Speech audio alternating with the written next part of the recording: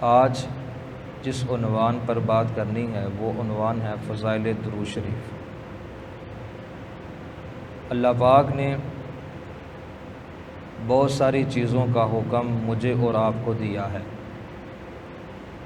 اور بعض ایسی چیزیں ہیں جس کا وہ صرف حکم دیتا ہے، خود نہیں کرتا، اور بعض کچھ ایسی چیزیں ہیں وہ صرف خود کرتا ہے، اس کا امت اور لوگوں کی اس میں کوئی مداخلت برداشت نہیں کرتا۔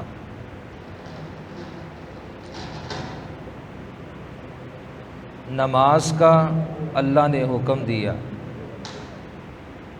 روزے کا اللہ نے حکم دیا، حج اور زکوٰۃ کا اللہ نے حکم دیا، لیکن وہ خود سجدہ نہیں کرتا۔ وہ کس کے لیے کرے؟ وہ روزہ نہیں رکھتا، وہ کس کے لیے رکھے؟ وہ حج نہیں کرتا، وہ کس کے لیے کرے؟ وہ زکوٰۃ نہیں دیتا، وہ کس کے لیے دے؟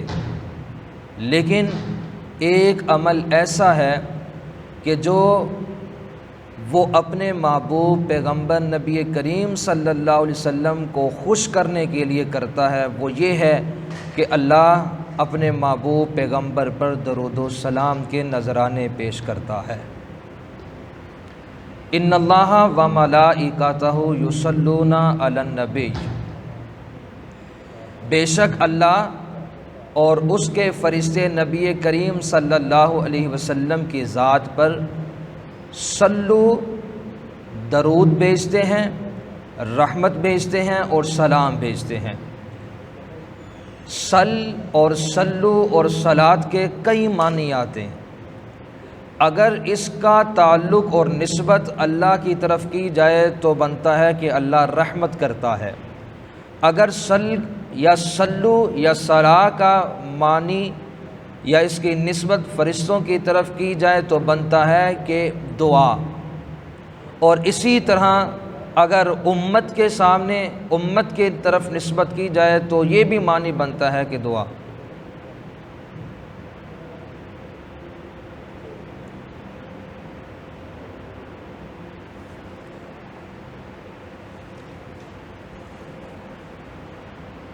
اللہ کی طرف نسبت تو معنی بنے گا رحمت، فرشتوں کی طرف نسبت تو معنی بنے گا دعا، اور امت کی طرف نسبت ہو تو اس کا معنی بنتا ہے درود۔ درود بھی اردو یا عربی کا لفظ نہیں ہے، یہ کسی اور زبان کا لفظ ہے۔ درود صرف اردو کے اندر ایک استعمال کیا جاتا ہے، جس کا معنی جو ہے وہ جس کی طرف بھی اشارہ کریں گے وہ اس حساب سے اس کا معنی استعمال کیا جاتا ہے۔ لیکن امت کے لیے یہ ایک دعا ہے، درود ایک دعا ہے۔ ہم کہتے ہیں اللہم صلی علی محمد، اے اللہ درود بھیج۔ جب ہم اللہ سے کہیں گے تو اللہ سلامتی بھیجے گا، اے اللہ سلامتی بھیج علی محمد، اپنے پیارے محبوب پیغمبر کی ذات پر۔ اچھا، ہمارے کہنے سے اللہ بھیجے گا یا وہ آلریڈی پہلے سے بھیجتا ہے؟ پہلے سے بھیج رہا ہے۔ ہمارے کہنے سے اس کو کوئی فرق نہیں پڑتا، اس کو کوئی فرق نہیں پڑتا۔ آج آپ کے دروازے پر فقیر آئے نا، ایک فقیر وہ ہوتا ہے جو دروازہ کھٹکھٹا کر کہتا ہے مجھے کچھ دو، اور ایک وہ فقیر ہوتا ہے کہ دو دروازے پر آ کر کبھی وہ کہتا ہے کہ جناب عادل صاحب، ارشد صاحب، اسی طرح غلام نبی صاحب، آپ کی خیر ہو، آپ کے بچوں کی خیر ہو، آپ کے باپ کی خیر ہو، آپ کی امی کو اللہ پاک حج کرائے، عمرہ کروائے۔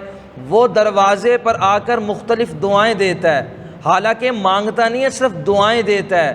مقصد دونوں کا ایک ہی ہوتا ہے، ایک کو طریقہ بڑا مہذب انداز سے وہ مانگتا ہے، یعنی دعائیں دے دے کر مانگتا ہے، اور ایک براہ راست کسی طرح کوئی بھی دعا نہیں مانگتا بلکہ ڈائریکٹ ان سے سوال کرتا ہے۔ اب آپ دو طرح کے فقیروں کو سامنے بٹھائیں، آپ کی طبیعت آپ راضی اسی فقیر پر ہوں گے جو آپ کو دعائیں دے گا، جو آپ کے لیے خیر مانگے گا، جو آپ کے باپ کی خیر مانگے گا، جو آپ کو اللہ کا واسطہ دے گا۔ تو اسی طرح درود شریف ہم پڑھتے ہیں، ہم کہتے ہیں یا اللہ اپنے محبوب پیغمبر پر سلام بھیج۔ یہ وہی فقیر والی بات ہے جو آپ کے دروازے پر لینے تو آتا ہے مگر لینے کا سوال نہیں کرتا، صرف آپ کی تعریفیں کر رہا ہوتا ہے۔ یہ مہذب قسم کا فقیر ہے، تو اس کو دیتے ہوئے انسان بڑی جلدی کرتا ہے کہ یار یہ میرے لیے بڑی دعائیں کر رہا ہے۔ اسی طرح میرے محبوب پیغمبر علیہ الصلوۃ والسلام کے دربار میں بھی جب ہم ان کی تعریف کرتے ہیں تو اس میں بھلا ہمارا ہوتا ہے اور کسی کا نہیں ہوتا۔ ہم لینے کے لیے آئے ہوئے ہوتے ہیں وہاں پر، کچھ ہم براہ راست نہیں مانگتے، بلکہ درود شریف جب دعا کرتے ہیں اس سے پہلے بھی درود پڑھتے ہیں، جب دعا ختم کرتے ہیں اس کے بعد بھی درود پڑھتے ہیں۔ اس کا مقصد ہی یہی ہے کہ اگر ہم اللہ کے نبی پر دعا مانگیں گے کہ اے اللہ تو ان پر رحمت نازل کر، تو اللہ پاک ہماری دلی حالت کو سنتا ہے، دلی کیفیت کو جانتا ہے، وہ ہمیں وہ چیزیں وہ عطا کرے گا، وہ ضرور کرے گا۔ کیوں؟ اس لیے کہ حضور نبی کریم صلی اللہ تعالی وسلم نے ارشاد فرمایا کہ ایسی یہ درود شریف ایسی ایک دعا ہے، یہ ایسا وظیفہ اور ایسا عمل ہے جو بندہ دکھلاوے کے واسطے بھی پڑھے تو اللہ اس کو رد نہیں کرتا۔ دکھلاوے کے واسطے بھی، میں کہوں نا میں 4 بندوں میں ریاکاری کے ساتھ پڑھوں تو اللہ اس کو بھی قبول کرے گا، کیونکہ وہ خود کرتا ہے یہ کام، وہ خود فرشتوں کے سامنے کرتا ہے، وہ فرشتوں کو شامل کرتا ہے، وہ آؤ بیٹھو مجلس سجاتا ہے، وہ محفل لگاتا ہے کہ میرے محبوب کا تذکرہ کرو، ان اللہ وملائکتہ یصلون علی النبی یا ایھا الذین آمنوا صلوا علیہ وسلموا تسلیما۔ خود بھی کرتا ہے، فرشتوں کو بھی کرنے کا حکم دیتا ہے، اور ساتھ امت محمدیہ کے غلاموں کو بھی شامل کر رہا ہے کہ تم نہ پیچھے رہ جانا، تم بھی اس کار خیر میں حصہ کار بن جاؤ۔ صلوا علیہ وسلموا تسلیما۔ اللہ اکبر۔ حضور نبی کریم صلی اللہ تعالی علیہ وسلم کا ارشاد فرمایا کل قیامت والے دن میرے نہایت ہی قریب وہ شخص ہوگا جو مجھ پر کثرت سے درود پڑھنے والا ہوگا، کثرت سے۔ حضرت عمر رضی اللہ تعالیٰ عنہ فرماتے ہیں میں نے تو اپنی دعاؤں میں درود شریف کو شامل کر لیا کہ یہ مہر لگ گئی میری قبولیت کی۔ نماز کے اندر درود ہے، اذان کے بعد درود ہے، جنازہ کے اندر درود ہے، اسی طرح آپ چلے جائیں جہاں آپ کو دنیا کے کونے کونے سے درود شریف کی آوازیں سنائی دیتی ہیں، کونے کونے سے۔ جناب نبی کریم صلی اللہ تعالی علیہ وسلم نے ارشاد فرمایا اللہ نے دھرتی پر بے شمار فرشتے پیدا کیے، فرشتے بنانے کے بعد ان کی ڈیوٹیاں لگا دی، ان کے ذمہ کام لگا دیے کہ فلاں کام تمہارا، فلاں کام تمہارا۔ ایک جماعت اللہ نے ایسے بھی پیدا کر دے کہ جن کے بارے میں خالق کائنات نے ارشاد فرمایا میرے محبوب پیغمبر ان امتیوں کو بتا دو انا للہ ملائکہ یبلغون عن امت السلام۔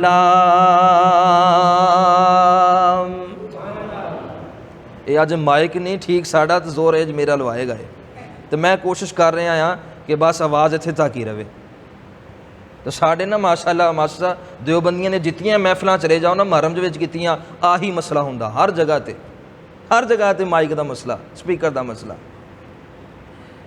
چلو اسی تو جڑے سامنے بیٹھے ہیں چند بندے جن بھی ہوندے نے اخلاص والے، محبت والے، ہم نے تو ان کو ہی سنانا ہوتا ہے اور ان میں سے جاننا ہوتا ہے کہ کون کون جو ہے وہ سننے کے لیے آئے ہوئے ہیں، ورنہ ہم جہاں بھی چلے جائیں نا، ابھی محرم میں بھی 2-4 جگہ پر جانا ہوئے، مائک کا مسئلہ اور دوسرا بندے بھی وہ سامنے بٹھائے ہوئے ہوتے ہیں جو ماشاءاللہ سوئے ہوئے ہوتے ہیں۔ ہمارے تو شاج میں شاج ہیں۔ میں نے پھر ایک موقع پر یہ بات کہی، میں نے کہا ایک وہ گنجا تھا، گنجا سر سے بالکل گنجا، نائی کے پاس گیا، حمام کے پاس کہ میرے بال کاٹو، حجامت کرو۔ اس نے کہا کر دوں گا لیکن پیسے ڈبل لوں گا۔ عام سے کتنے لیتے ہو؟ 30 روپے۔ مجھ سے کتنے لے گا؟ کہہ رہا ہے 60 روپے۔ اس نے کہا بھائی 60 روپے کیوں؟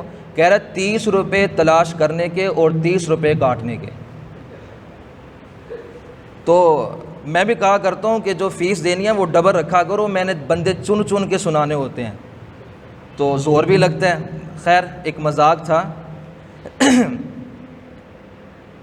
فرمایا انا للہ ملائکہ، اللہ پاک نے ایک جماعت ایسی بھی بنائی ہے جو سارا دن اور رات دنیا کا گشت کرتی ہے، سیاحین، سیاحت کرتی ہے، دنیا کے کسی کونے پر اگر نبی کا غلام، نبی کا عاشق، چھوٹا ہو بڑا، مرد ہو یا عورت، لیٹا ہو یا چلتا ہو یا بیٹھا ہو یا کھڑا ہو، جس حالت میں بھی وہ نبی پر سلام پڑھتا ہے، یبلغون عن امت السلام، تو وہ فرشتوں کا کام یہ ہے کہ ان کا یہاں سے درود لے کر سلامتی کے ساتھ، حفاظت کے ساتھ اس کو جنت کے ایک کپڑے میں باندھ کر آقا کے سامنے پیش کیا جاتا ہے۔ یبلغون عن امت السلام، میرے فرشتوں دنیا کے اندر میرے امتیوں کا کام یہ ہوگا کہ یہ درود و سلام پڑھیں گے، یہ صبح و شام درود پڑھیں گے، یہ سوتے، یہ لیٹتے، یہ اٹھتے، یہ بیٹھتے، یہ چلتے، یہ کھاتے، یہ پیتے، درود و سلام پڑھیں گے۔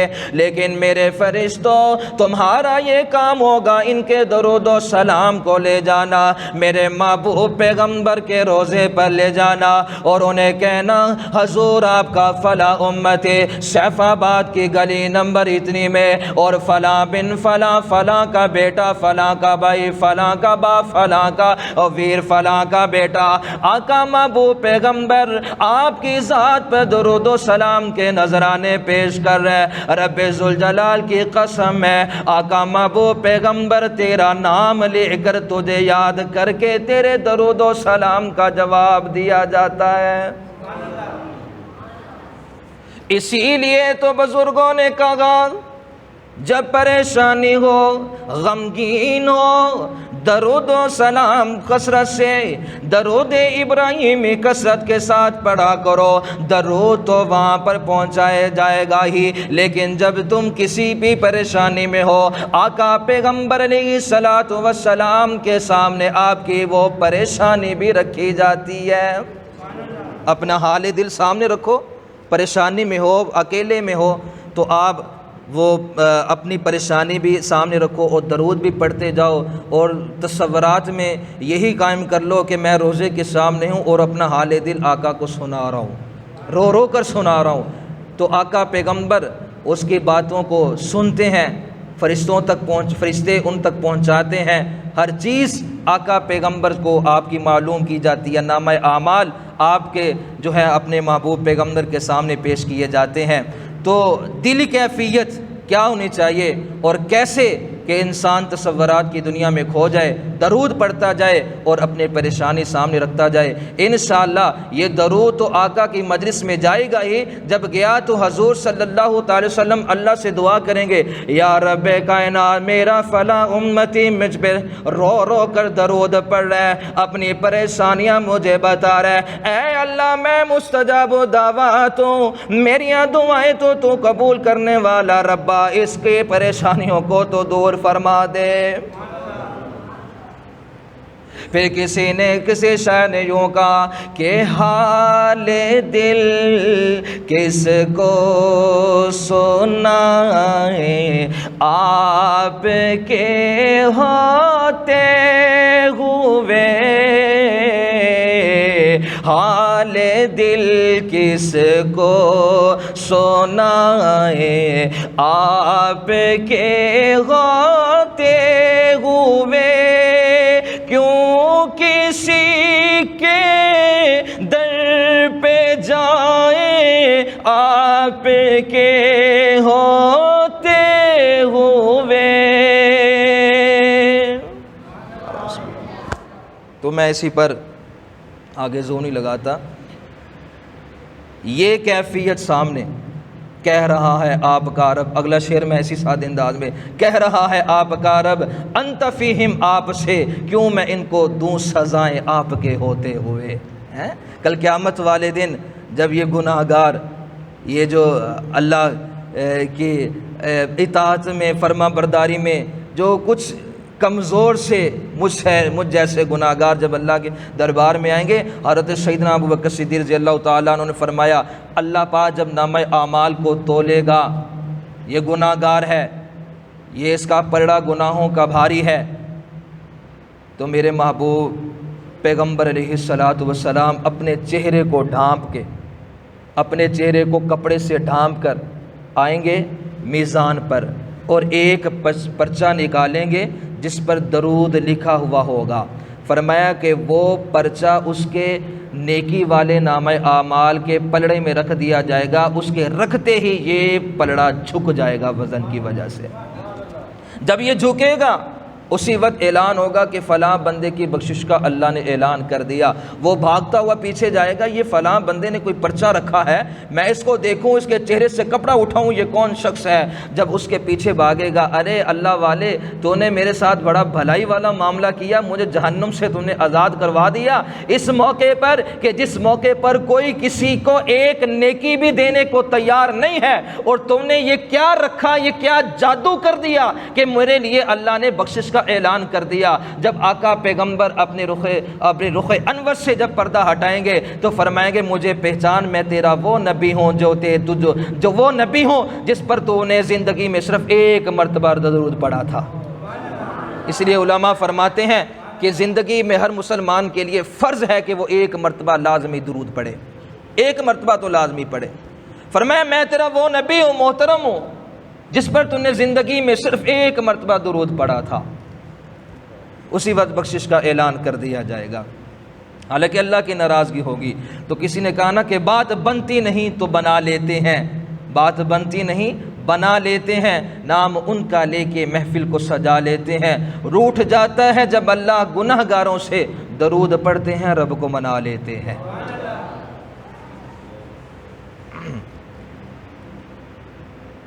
سارا دن فرشتے چکر لگاتے ہیں، اب بھی چکر میں، سیاحت میں ہیں، اس مسجد میں بھی ہیں، وہ ضرور آقا پیغمبر کی روضے انور میں جا کر روضہ اقدس میں ہماری ضرور حاضری لگوائی جائے گی۔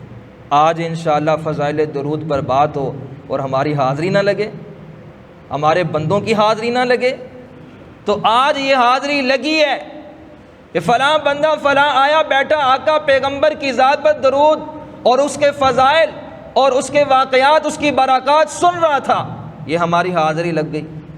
کتنی بڑی برکت والی بات ہے۔ آئے اللہ! ایک مرتبہ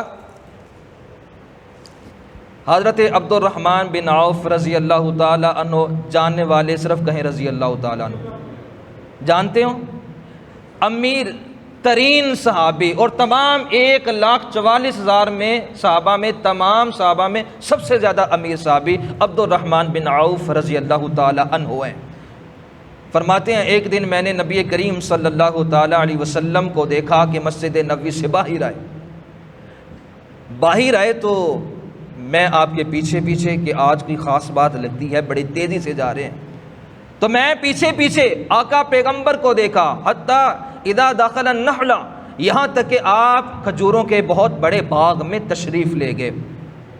اسجدوا، سجدہ کیا، اتنا لمبا سجدہ کہ مجھے پریشانی ہوئی کہ کہیں آقا پیغمبر دنیا سے رخصت تو نہیں ہو گئے، اتنا لمبا سجدہ تھا۔ میرا جسم ٹھنڈا پڑ گیا، میرے جسم پر کپ کپی طاری ہو گئی، اور میری پیشانی پر پسینہ، میں ایک جگہ آنکھیں ٹکا کر بیٹھا کھڑا ہوں، یہ دیکھ رہا ہوں کہ آقا پیغمبر کب اپنا سر مبارک اٹھائیں۔ تو میں نے تھوڑی دیر کے بعد دیکھا کہ آقا نے اپنا سر مبارک اٹھایا، میری طرف دیکھا اور کہا عبد الرحمن کیوں پریشان ہو، کیا بات ہے، پسینہ کیوں ہے، ٹانگیں کیوں کانپ رہی ہیں؟ فرمایا حضور جو اپنے پر کیفیت تھی بتائی کہ میں کیوں کانپ رہا ہوں یا مجھے کس بات کی پریشانی ہے۔ حضور نے فرمایا کہ عبد الرحمن میں اللہ کے سامنے، اللہ کی ذات کے سامنے اتنا لمبا سجدہ کیوں نہ کروں؟ فرمایا حضور کیا بات ہے؟ حتیٰ اذا لقیت جبریل علیہ السلام، فرمایا کہ ایک مرتبہ میرے پاس، بلکہ ابھی میرے پاس جبریل امین آئے علیہ السلام، فقالا، انہوں نے کہا ان الا ابشرک، کہ حضور میں آپ کو ایک خوشخبری نہ سناؤں؟ حضور نے کہا ہوگا، میں اپنے انداز میں حضور نے کہا ہوگا جبریل ایسی باتیں ذرا جلدی بتایا کر، مجھے پتہ ہے، میں جانتا ہوں ایسی باتوں کے اندر، یعنی جب خوشخبریاں تو لاتا ہے اس امت کے کوئی نہ کوئی پیکج کا اللہ انتظام کر رہا ہوتا ہے، جلدی بتا، یہ پوچھنے کی بات نہیں ہے، جب بات خوشخبری کی ہو تو جلدی بتا دیا کر، کیونکہ اللہ کوئی نہ کوئی پیکج کا انتظام کرتا ہے۔ الا ابشرک، میں آپ کو خوشخبری نہ سناؤں؟ فرمایا سناؤ۔ کہا کہ اللہ جل شانہ نے ارشاد فرمایا من صلی علیک، کہ اے محبوب جب آپ پر کوئی شخص درود پڑھتا ہے صلیت علیہ، تو اللہ اس پر درود و سلام بھیجتا ہے۔ آپ بیٹھو درود پڑھو، آپ کا نام لے کر اللہ آپ پر سلام بھیجے گا، اللہ آپ پر رحمتیں نازل فرمائے گا۔ ومن سلم علیک، اور جو شخص آپ پر سلام بھیجے گا سلمت علیہ، اللہ اس شخص پر اپنا سلام بھیجے گا۔ تو فرمایا کہ پھر کیوں نہ میں اللہ کی ذات کے سامنے بطور شکرانے کے لمبے سجدے نہ کروں، کہ اللہ نے جو سنت اللہ کی ہے اس سنت کے اندر اللہ نے اپنے امتی میرے گناہ گاروں کو بھی شامل کر دیا۔ تو لمبا سجدہ، یہ حدیث اور قرآن مجید کی ایک آیت لے کر میں نے سلو صلاح کے کئی معنی، 3-4 معنی ذکر بھی کیے اور حدیث بھی پیش کی۔ آئیے اب ذرا ہمارے بزرگوں کا عمل اور ان کے واقعات، درود شریف کی برکات کیا تھیں، اس پر تھوڑی سی بات کر لیں، پھر انشاءاللہ سنتے پڑھیں گے۔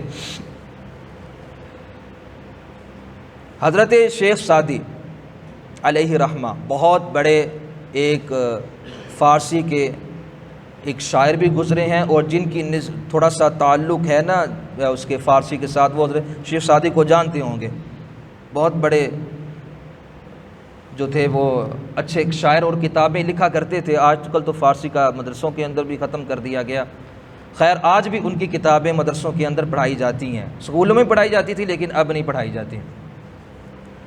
انہوں نے محبوب پیغمبر علیہ الصلوۃ والسلام کی محبت میں قلم اٹھایا اور ایک ربائی لکھی۔ ربائی کہتی ہیں 4 اشعار، ایسا قصیدہ یا ایسے شعر جس میں 4 شعر پائے جاتے ہوں، ایسا کلام جس کے اندر 4 شعر پائے جاتے ہیں، اس کو ربائی، یعنی ربا 4 سے ہوتا ہے، ربائی کہتے ہیں۔ حضرت شیخ سعدی نے ربائی لکھی۔ ربائی کے جملے کیا تھے؟ بلغ العلا بکمالہ، آپ نے بھی سنے ہوئے ہیں، سنتے ہوئے نا، بچپن سے سن رہے ہیں۔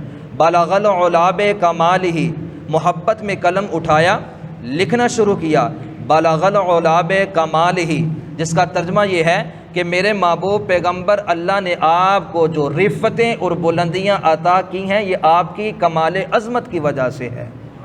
بلغ العلا بکمالہ کشف الدجی بجمالہ، میرے محبوب آپ کے حسن چراغ کی وجہ سے ساری کائنات کو اللہ نے منور کر دیا۔ وحسنت جمیع خصالہ، کائنات کی جتنی رونقیں ہیں وہ ساری کی ساری آپ ہی کی وجہ سے ہیں۔ یہاں تک پہنچے خاموش ہو گئے، زبان چپ ہو گئی، آگے سوچ رہے ہیں کہ آگے میں کیا آقا کی تعریف کروں، سارا دن پریشانی میں کہ آگے کون سا شعر لے کر آؤں، تو اسی پریشانی میں رات کے وقت آنکھ لگ گئی، حضور کملی والے محبوب پیغمبر کا دیدار نصیب ہوا۔ فرمایا شیخ سعدی وہ ربائی تو سنا، فرمایا وہ ابھی ربائی نہیں ہے، وہ مکمل نہیں ہوئی۔ حضور نے فرمایا جتنی لکھی ہے اتنی سنا۔ حضرت شیخ سعدی نے پڑھنا شروع کی، بلغ العلا بکمالہ کشف الدجی بجمالہ حسنت جمیع خصالہ، آگے خاموش ہو گئے، بول نہیں رہے۔ آقا محبوب پیغمبر نے تھاپی لگائی، فرمایا شیخ سعدی پھر یہ کیوں نہیں کہتا کہ صلو علیہ وآلہ۔ میرے محبوب پیغمبر نے ربائی کا 4تھا شعر بھی مکمل کر دیا۔ اور کمال ہے، جو شاعری کے ساتھ ذوق رکھتے ہیں وہ چیز کو محسوس کرتے ہیں، وہ جانتے ہیں جب کمال درجے کی کسی شخص کو عظمتیں مل گئیں اس کے بعد اور کیا کر سکتا ہے، وہ یہی کہتا ہے کہ صلو علیہ وآلہ۔ آقا ساری تعریفیں ہی آپ کے لیے ہیں، جس پر اللہ کی نظر ہو، جس پر اللہ کی رحمتیں ہوں، جس پر اللہ کے درود اور سلام ہو، اس کی عظمت کے اور کیا ہی کہنے۔ اسی طرح ایک اور امام بوصیری علیہ رحمہ، یہ بھی بڑے اللہ والے گزرے ہیں، انہوں نے ایک قصیدہ لکھا، قصیدہ بردہ، بردہ کہتے ہیں چادر کو، قصیدہ بردہ، انہوں نے یہ قصیدہ لکھا ہے۔ اور حضرت امام بوصیری علیہ رحمہ یہ وہ شخص ہیں جنہیں ساری زندگی بادشاہوں کے محلات کے اندر گزار دی اور بادشاہوں کو خوش کرنے کے لیے ان کی شان میں قصیدے لکھا کرتے تھے۔ حضرت شیخ آخری دنوں کے اندر تنہا رہ گئے، اکیلے رہ گئے، بادشاہوں کے محلات بھی چھوٹ گئے، یار بیلی بھی چھوٹ گئے، اور دوسرے نمبر پر بیماری بھی آ گئی، تیسرے نمبر پر غربت بھی آ گئی، زندگی کے آخری دن ہیں۔ جب یہ تینوں چیزیں آپ جانتے ہیں، اکیلا بھی ہو، غربت بھی ہو اور پھر بیماری بھی ہو، تو پھر اس کے لیے تو ایک قیامت ہی ہوتی ہے۔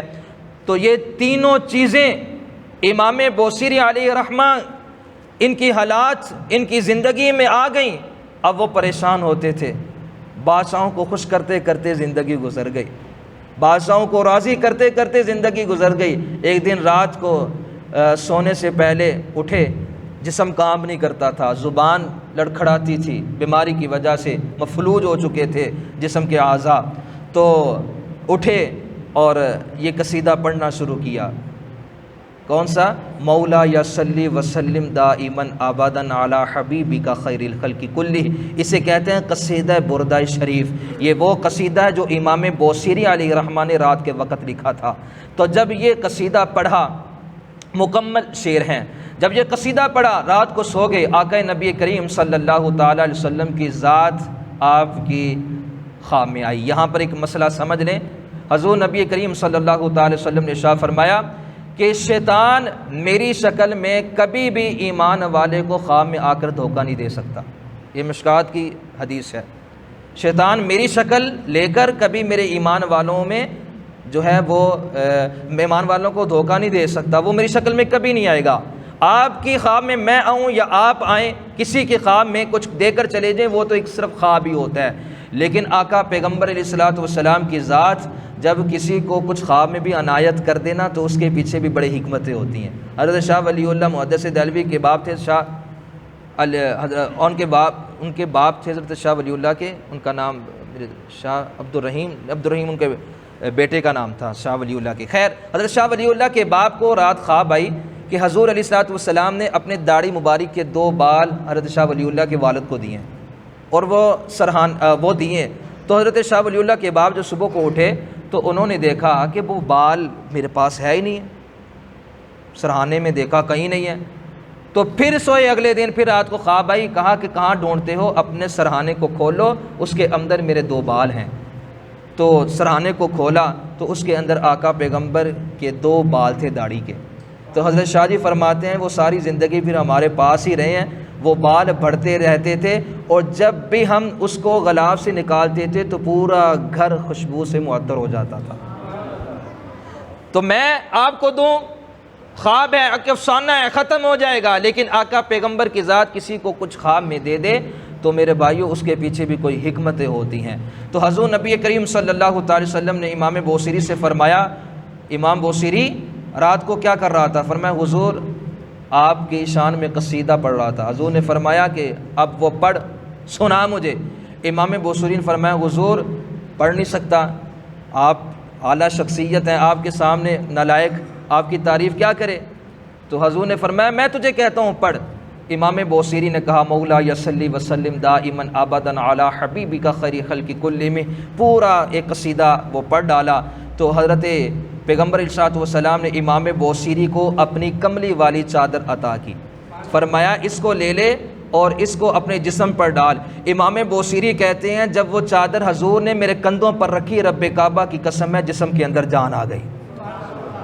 وہ جسم جس کے اعضاء کام نہیں کرتے تھے بیماری کی وجہ سے، اب اس پر کیا تھا کہ جان آ گئی جسم کے اندر۔ اچھا وہ صبح اٹھا تو میں نے دیکھا میرے سرانے پر وہی کملی والی چادر تھی، آقا پیغمبر کی وہی چادر تھی۔ میں نے اس چادر کو لیا، اپنے کندھوں پر رکھا، گھر سے نکلا فجر کی نماز پڑھنے کے لیے، تو رستے میں ایک مجذوب مل گیا، ایک بزرگ مل گیا، کہنے لگا اب امام بوصیری کہاں جا رہے ہو اور یہ نئی چادر کہاں سے لے کر آئے ہو؟ کہا یہ چادر میرے کسی دوست نے دی ہے۔ تو وہ اللہ والا تھا، اس کی بھی نظر کمال، ایک نظر تھی، صاحب نظر تھا، اس نے کہا میں جانتا ہوں کس اللہ والے نے تجھے چادر دی ہے۔ امام بوصیری مجھے وہ قصیدہ سنا جو رات کو حضور کی مجلس میں سنایا تھا، اگر نہ سنایا تو لوگوں کو بتا دوں گا یہ کملی والے محبوب پیغمبر کی چادر ہے۔